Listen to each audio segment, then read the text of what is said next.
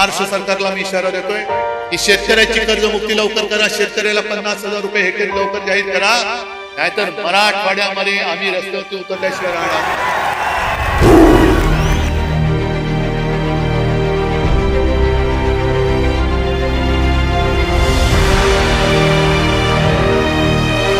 जमलेल्या माझ्या तमाम हिंदू बांधवांनो, भगिनी आणि मातांनो,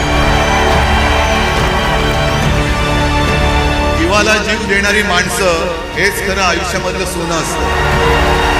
पडवलं ते पितळ होतं, सोनं माझ्याकडे. बाळासाहेबांची भगवी शाल पांघरणाऱ्या गाढवाचं चित्र मी आज पहिल्यांदा पाहिलं.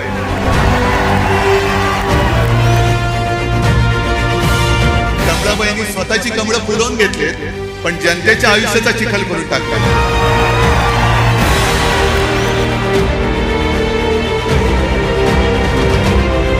जनता संकटात आहे, खड्ड्यात घाला तुमच्या संज्ञा, पण त्यांना पहिली मदत द्या.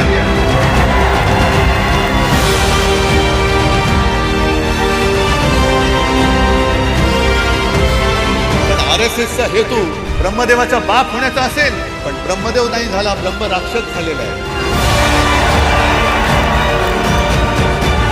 धर्म कोणाचा कोणताही असला तरी राष्ट्र धर्म हा एकच असला पाहिजे, तो म्हणजे आपला हिंदुस्थान. हा भगवान डवलारे फडकर लोकांना वाटलं पाहिजे, अरे माझा रक्षण करता हा बाळासाहेबांचा शिवसैनिक आहे. भगवी शाल पांघरलेला गाढव होऊ शकत नाही, कदापि होऊ शकत नाही.